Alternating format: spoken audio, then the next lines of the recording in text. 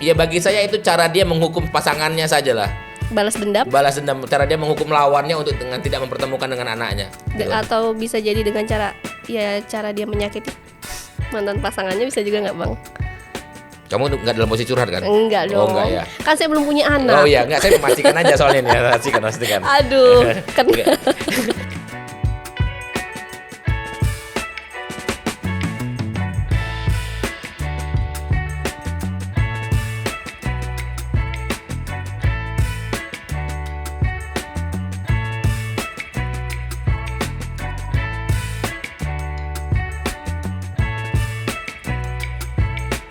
Halo sahabat anak Indonesia, ketemu lagi dengan Nia dalam program Teman Nia yang akan hadir di Aris Merdeka Official. Jangan lupa, kita akan hadir setiap hari Sabtu ya?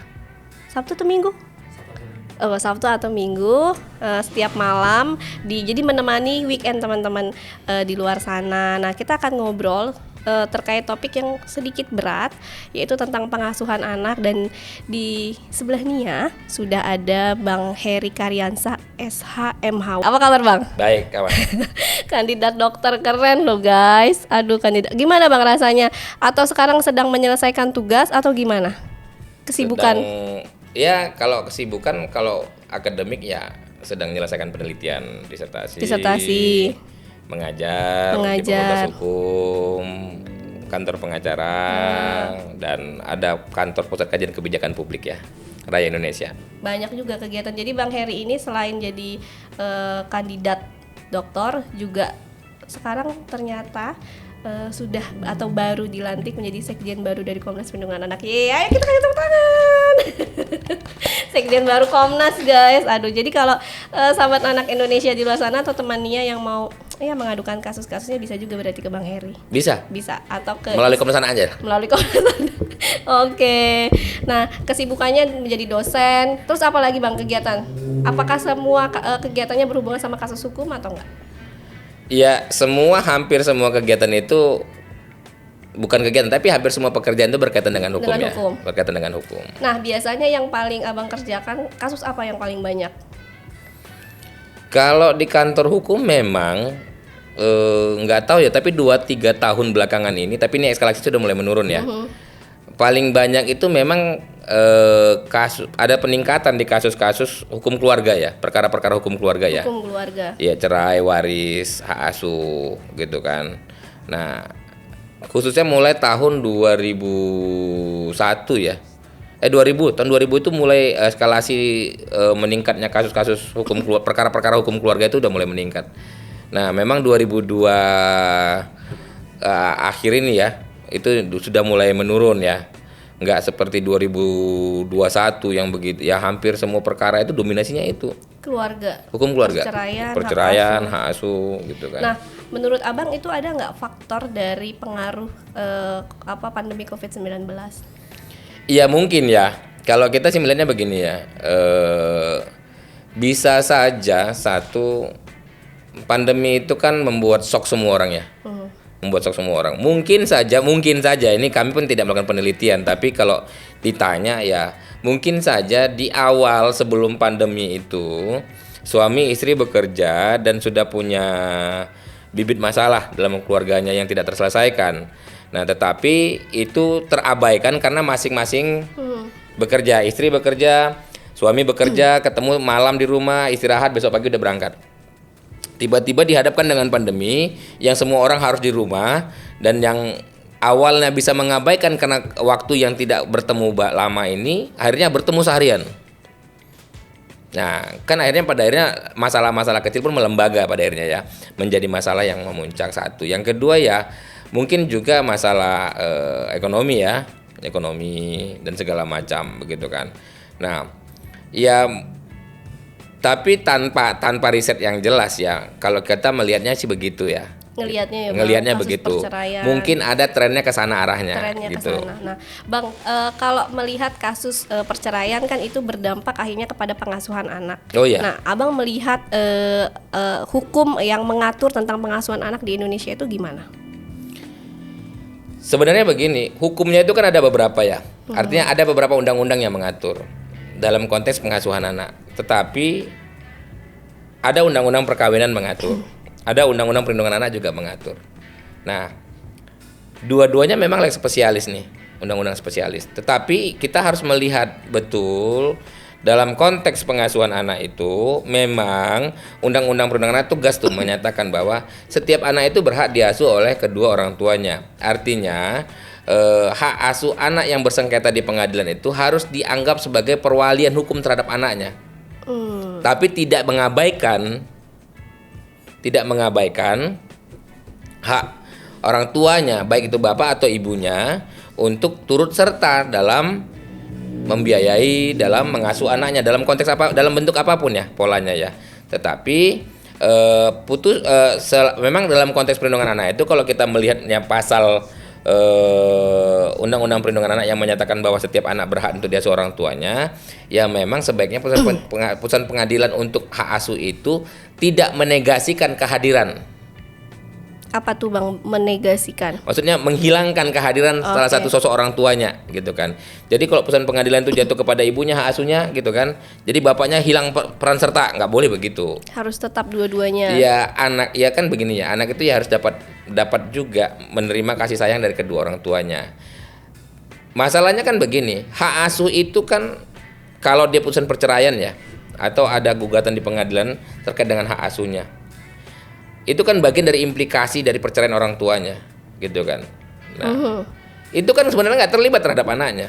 Anak hanya berdampak aja ya. Anak menjadi berdampak karena ada perceraian kedua orang tuanya, gitu kan. Nah, kalau dipaksa juga dia bercerai juga dengan salah satu orang tuanya kan nggak baik sebenarnya ya.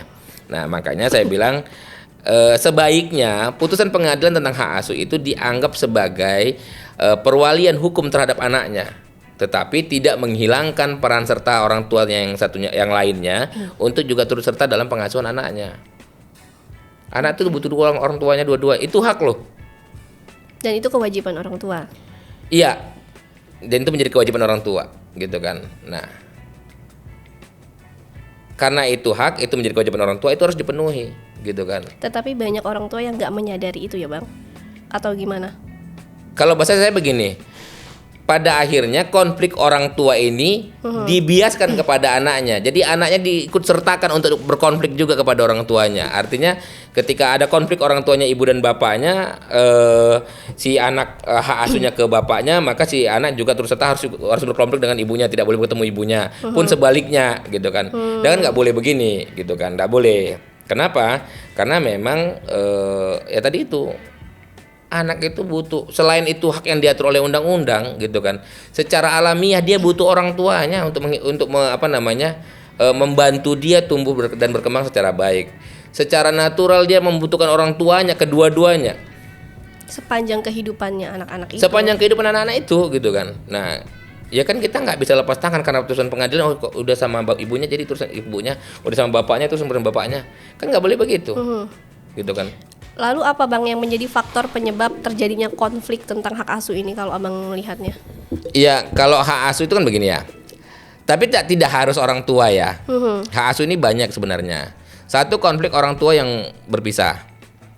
Gitu kan, satu itu. Ada juga konflik antara orang tua. Jadi hak asuh itu bisa diambil salah satu orang tuanya atau salah satu garis keturunan ke atas ayah dan ibunya. Gitu kan, atau saudara kandungnya yang sudah dewasa, sepanjang orang tuanya dianggap tidak cakap untuk mengurus anaknya. Apa yang membuat orang tua itu nggak cakap atau cacat secara hukum? Orang tuanya punya gangguan kejiwaan. Oke. Satu itu. Yang kedua melakukan tindak pidana. Gitu kan. Yang ketiga, orang tuanya dianggap tidak mampu mendidik anaknya dengan baik. Sehingga kalau anaknya diasuh oleh kedua orang tuanya, itu dianggap anaknya berpotensi mengancam keselamatan anaknya. Entah bapaknya itu peminum, pemabuk, suka mukul anaknya, atau ibunya memang temperamental gitu kan, suka mukul anaknya gitu kan, atau punya gangguan kejiwaan dan yang segala macamnya gitu kan. Jadi poinnya adalah pengasuhan anak itu harus berorientasi satu kepada kepentingan terbaik bagi anak. Yang kedua adalah tentang keselamatannya. Yang ketiga tentang kesejahteraannya.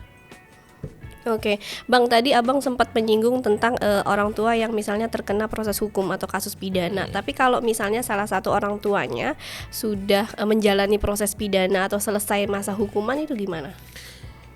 Jadi begini, dilihat juga ya, tidak semua kasus seorang tuanya kena hukum pidana sehingga anaknya itu bisa diambil alih. Enggak juga ya. Artinya apa? Mungkin saja kasus pidananya itu yang mengakibatkan anak terancam kalau berdekat dengan dia. Oke. Gitu kan. Nah, kalau orang tua yang karena masalah hukum dia masuk pidana, sepanjang dia punya itikat baik mengurus anaknya dan anaknya dia juga dianggap baik dan cakap merawat anaknya, itu saya kira hak dia. Ya memang kan kita secara natural ya nggak boleh memisahkan anak dengan kedua orang tuanya, kecuali ada permasalahan yang memang itu dianggap mengancam keselamatan anaknya. Itu kan konteksnya hukum perlindungan anak ya. Nah, kalau hukum perkawinan beda lagi. Hukum perkawinan beda lagi. Nah, tapi apa sih Bang yang menyebabkan salah satu pasangan itu tidak mau mempertemukan anaknya?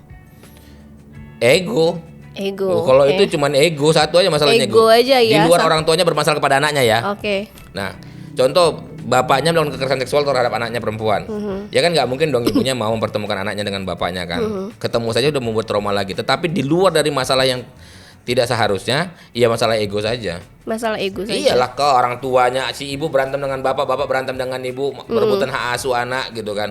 Anak dia, ya bagi saya itu cara dia menghukum pasangannya saja lah.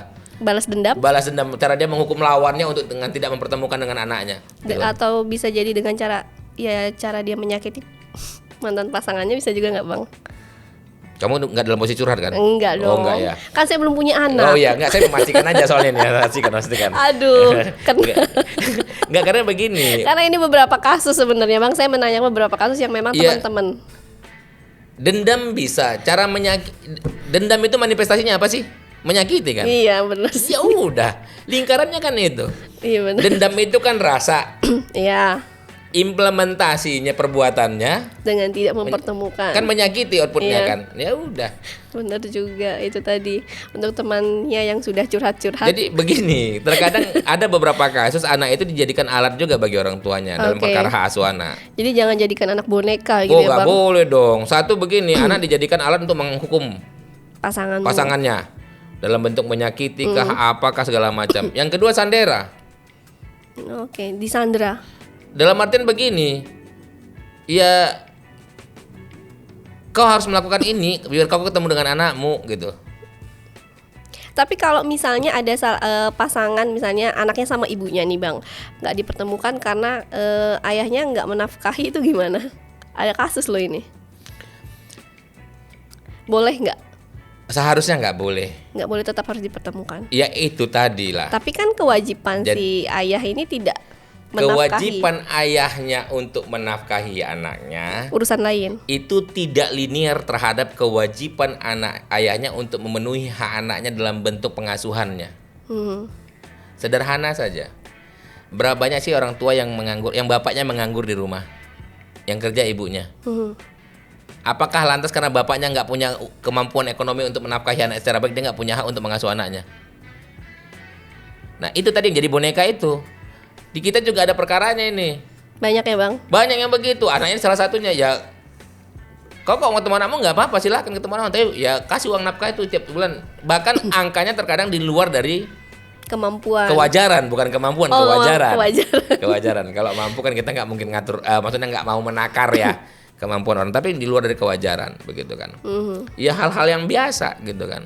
Oke, akhirnya nggak mempertemukan begitu. Nah, sebenarnya di dalam pengadilan sendiri ada nggak sih Bang jadwal yang diatur antara ayah sama ibu pertemuan dengan anak itu? Kalau di Indonesia jarang ada putusan begitu. Jarang ya? Jarang, kecuali di luar negeri ya. Amerika paling banyak putusan begitu. Jadi di jadwal ya. Jadi bapaknya bisa ketemu anak. Tapi itu juga kalau bapaknya punya perilaku khusus ya. Gitu kan. Bahkan ada putusan yang kalau di luar negeri itu ada putusan yang orang tuanya dilarang mendekati anaknya dalam radius. Gitu kan. Nah, itu dalam situasi tertentu ya, force major ya. Apakah orang tuanya menganiaya anaknya gitu dan segala macam. Tetapi di kita enggak. Nah, ya hak asuh diberikan kepada ibunya atau kepada bapaknya, gitu kan. Tetapi untuk anak di 12 tahun, ini yang paling umumnya nih orang datang ke kita nih. Pak, anak saya di 12 tahun, untuk saya kan katanya. Ibunya ya. Ya enggak, belum tentu. Oke, jadi berapa usia minimal memang biasanya pengasuhan anak itu di bawah pengasuhan ibu? Usia minimal anak Jadi gini, atau maksimal? pertimbangan majelis itu adalah kepentingan terbaik bagi anaknya. Tetapi hukum mengatur bahwa anak di 12 tahun, anak di bawah usia 12 tahun, nah ini bahasanya, anak di bawah usia 12 tahun itu diutamakan. Ke ibu. Diutamakan pengasuhannya kepada ibunya. Sepanjang ibunya dianggap cakap untuk mengurus anaknya. Nah, tetapi kalau ibunya ternyata sakit jiwa kan belum tentu. Atau ibunya narkobaan, ibunya memiliki karakter menganiaya terhadap anaknya, atau ibunya melakukan kejahatan seksual. Nah, kejahatan seksual ini tidak hanya ibunya melakukan terhadap anaknya, Tetapi membawa anaknya ikut bertemu dengan laki-laki yang bukan, jadi mempertontonkan hubungan itu kepada anak, itu juga kejahatan juga bagi anaknya. masuk dalam kategori Oh itu iya juga. dong. Kan kekerasan seksual itu kan tidak hanya melakukan upaya seksual kepada anaknya, tetapi termasuk juga di dalamnya adalah menunjukkan gambar porno, menunjukkan hal seksualitas yang harusnya tidak dilihat anaknya. Itu kan Atau juga lagi itu. video call sama laki-laki lain, diperlihatkan sama anaknya. Iya, itu kan nggak baik ya. Nah, jadi memang sepanjang ibunya dianggap cakap merawat anaknya, ya akan diutamakan. Tetapi kalau ibunya narkobaan, ibunya absosial nih, atau ibunya itu gangguan kejiwaan, jadi sepanjang anaknya dianggap tidak terancam ketika bersama ibunya, akan diutamakan bahasanya ya, bukan wajib, berbeda, diutamakan. Tetapi kalau sepanjang majelis hakim menganggap kepentingan terbaik bagi anaknya bukan kepada ibunya, ya boleh saja Putusan itu ke ayahnya. iya ke ayahnya. Contoh dulu kasusnya siapa, artis dulu tuh kan, Siapa ya Bang? mendiang Haji Mas Said, Oh ya. dengan tidak maksud membongkar aib orang ya, gitu kan. Tapi kan putusannya bukan ke anaknya di bawah 12 tahun. Tapi kan bukan kepada istrinya. Tapi kepada bapaknya, gitu ya. Nah, satu itu.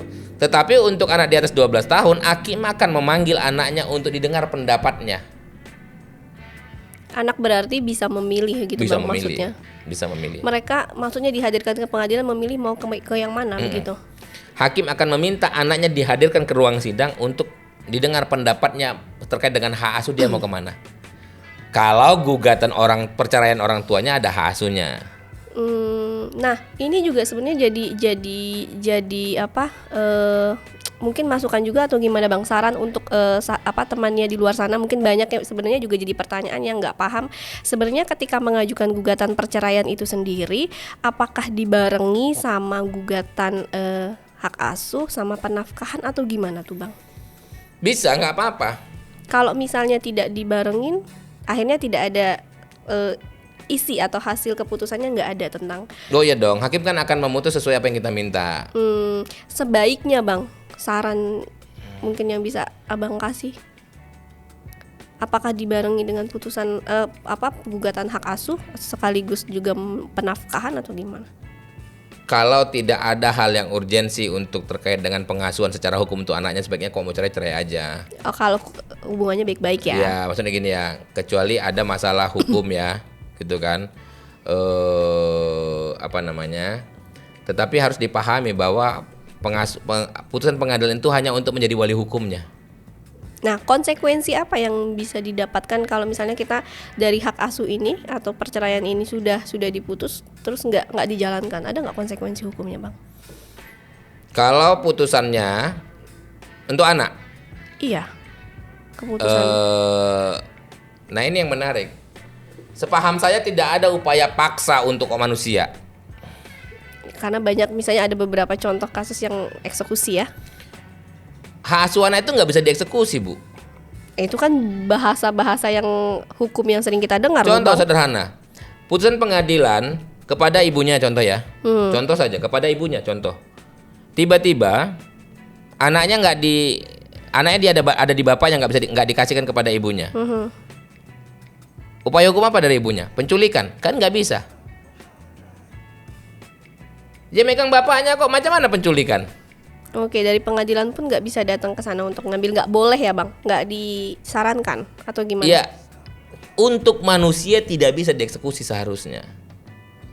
Tapi Gitu. itu banyak nggak dilakukan di lapangan bang? Saya nggak tahu. Kalau ada pengadilan yang mengeksekusi hak asuhannya, saya kira ya agak menarik juga untuk diskusi secara hukum ya.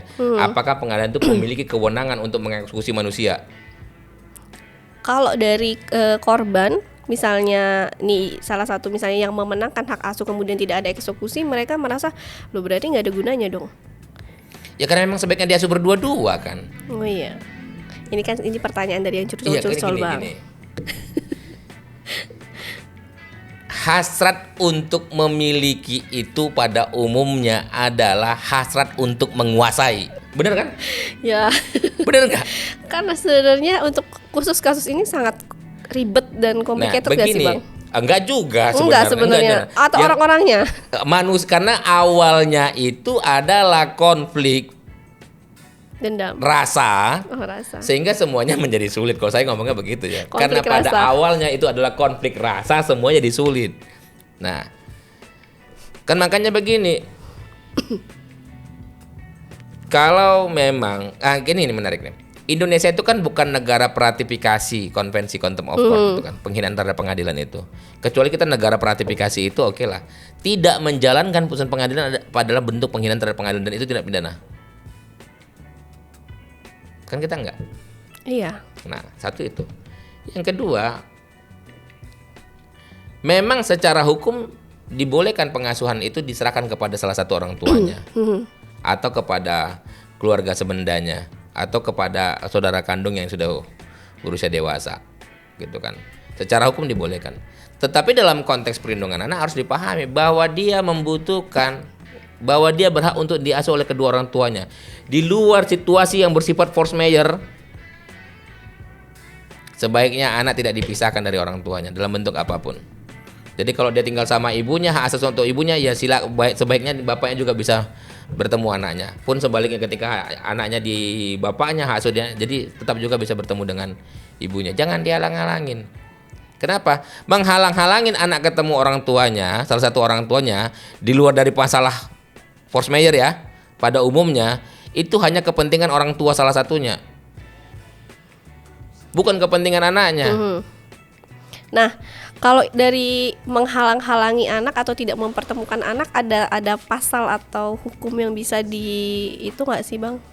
Diterapkan misalnya diskriminasi kah atau apa? Kan sekarang kayaknya banyak nih lapor. Kalau polisi yang progresif bisa. Saling lapor melapor tentang kasus diskriminasi gitu. Nah, Ya itu gimana? Bisa dilaporkan. Bisa. Tetapi kan ya apa ya? Lebih baik ya. Dalam kasus hak asuh anak walaupun saya pengacara ya, walaupun kita ya diuntungkan ketika terjadi perkara ya, tetapi pada umumnya saya menyarankan untuk bisa diselesaikan secara kekeluargaan, baik-baik saja. Contoh begini, perceraian orang tuanya saja mungkin sudah membebani anaknya. Ya jangan konflik perceraiannya itu diimbaskan juga kepada anaknya. Paham gak sih? Gitu kan. Perceraian itu bukan kepentingan anaknya, kepentingan orang tuanya. Hak asuh anak itu bukan kepentingan orang tua, tapi bukan kepentingan anak, tapi kepentingan orang tuanya. Tidak mempertemukan terhadap orang tua satu lagi itu juga bagian dari kepentingan orang tua, bukan kepentingan anaknya. Tidak ada, kecuali dalam situasi khusus. Orang tuanya melakukan kekerasan terhadap anaknya, orang tuanya melakukan kekerasan seksual terhadap anaknya, itu lain cerita ya. Tetapi pada situasi umum itu kepentingan orang tua pada umumnya, nggak ada kepentingan anaknya.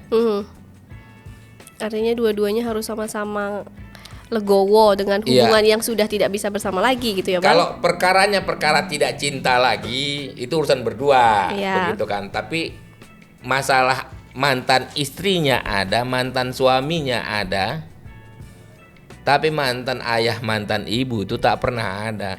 Mantan anak tak pernah ada. Makanya kalau kami menyarankan kita mediasi terkait dengan hak asuh, kecuali ada hal-hal tertentu ya.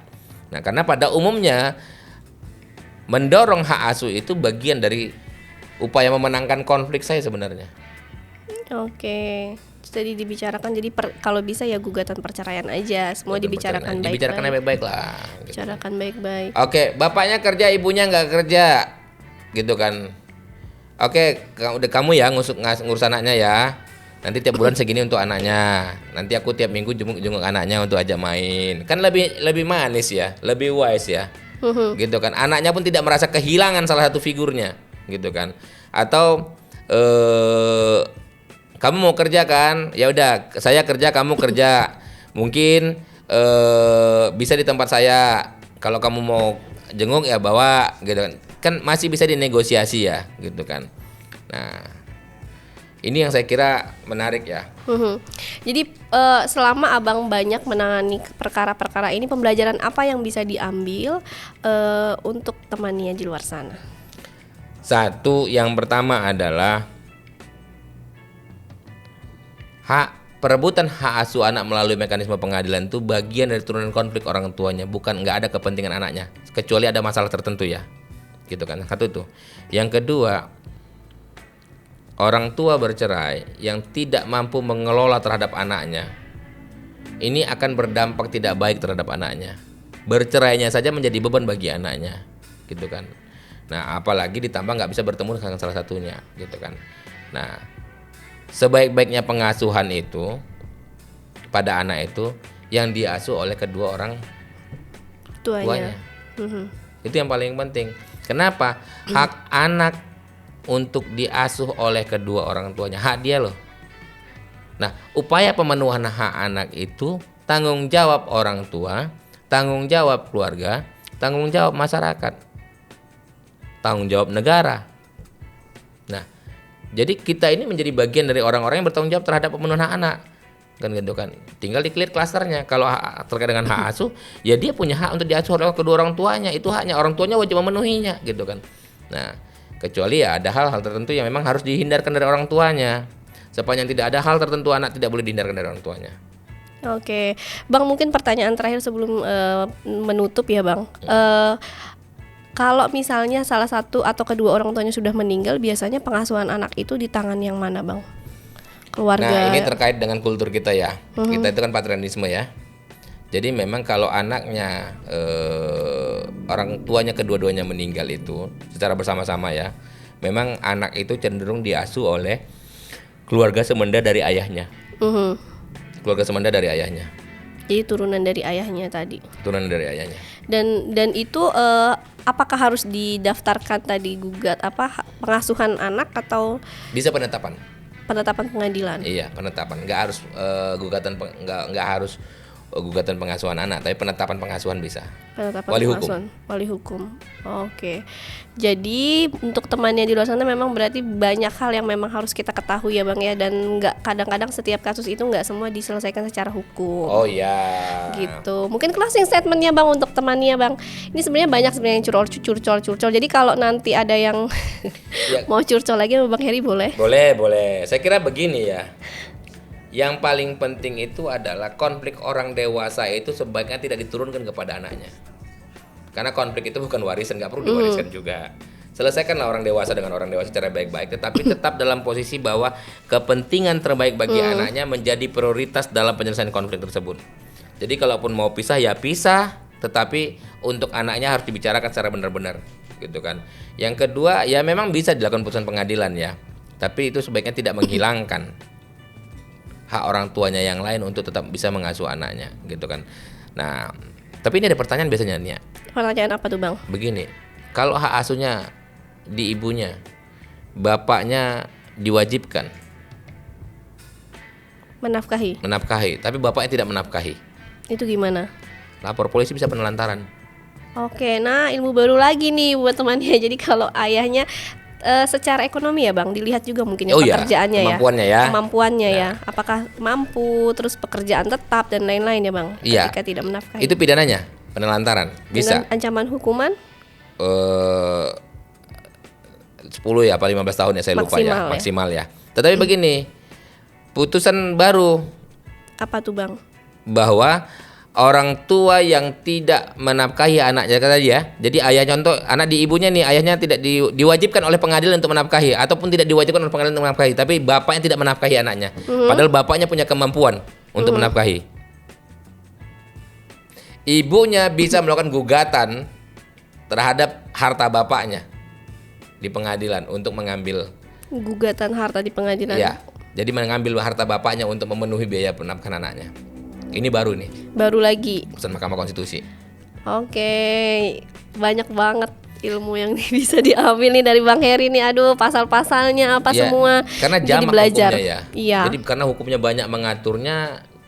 Sementara begini, satu perbuatan yang sama belum tentu bisa dilihat dengan hukum yang sama. Nah ini masalahnya begitu nih. Jadi ya tergantung situasinya. Tergantung situasinya. Oke.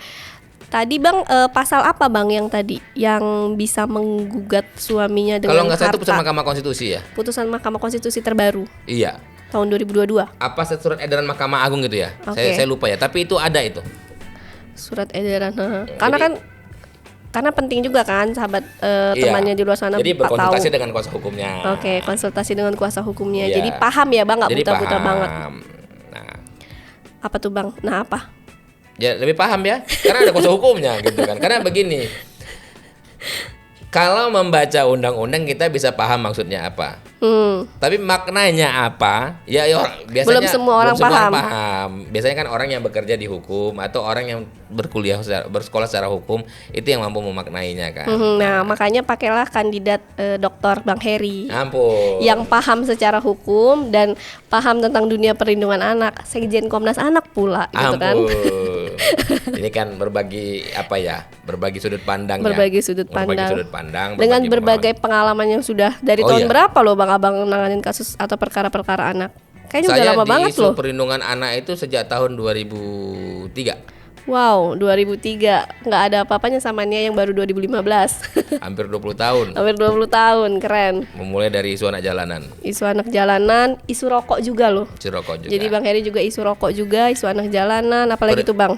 Perlindungan ada zat adiktif rokok sebenarnya Zat ya. adiktif Tapi di rokok. awal dulu aku isu anak jalanan ya. Anak jalanan terus masuk ke urban poor ya, miskin kota, terus ke isu-isu anak membutuhkan perlindungan khusus, bencana segala macam. Ya berkembang lah. Bang, closing statement nih untuk semua kasus atau perkara anak yang pernah Abang tangani sebagai pembelajaran buat temannya. Iya, tadi itu ya. Saya kira tumbuh kembang anak, kepentingan terbaik bagi anak harus menjadi dasar utama dalam menyelesaikan hal apapun yang berkaitan dengan anak. Artinya ketika orang dewasa memiliki konflik yang itu berimplikasi kepada anaknya, sebaiknya konflik itu tidak diteruskan kepada anaknya. Jadi kalau bapak ibu udah nggak sayang lagi, udah nggak cinta lagi ya, mau pisah ya itu urusan lain ya. Tapi anaknya punya hak untuk diasuh oleh kedua orang tuanya, gitu kan. Dan yang kemudian biasanya pada umumnya memisahkan anaknya dengan orang tua, dengan salah satu orang tuanya di luar dari masalah hukum, masalah yang khusus ya, itu berdampak nggak baik terhadap tumbuh kembang anaknya. Biasanya begitu. Biasanya ya Bang, Biasanya karena orang tuanya berkonflik dan tidak Iya. diselesaikan dengan baik-baik. Nah itu tadi temannya, seru banget kan ngobrol sama Bang Heri. Jadi untuk temannya di luar sana yang pengen tahu tentang informasi terkait anak-anak, bisa nanti kontak Bang Heri atau komen di bawah. Atau mungkin ada isu topik tertentu yang pengen banget dibahas juga boleh komen di bawah. Nah itu tadi sahabat anak Indonesia, jangan lupa saksikan terus temannya hanya di Aris Merdeka Official. Jangan lupa subscribe, like, komen, share, dan nyalakan notifikasinya untuk update obrolan apa aja yang seru-seru yang selanjutnya akan kita bahas. Nia undur diri, Bang Heri juga undur diri. Sehat-sehat ya Terima kasih. Bang. Sama-sama. Makasih loh Bang, Sehat-sehat, Nia. sudah hadir di temannya. Oh jangan terima kasih, kan jadi utang nih. Oh utang ya, Iya. oke. Berarti ini Nanti harus di podcast saya nanti. di podcast Bang Heri. Oke deh. Oke temannya, sampai ketemu lagi. Salam anak Indonesia, anak terlindungi Indonesia Maju. maju.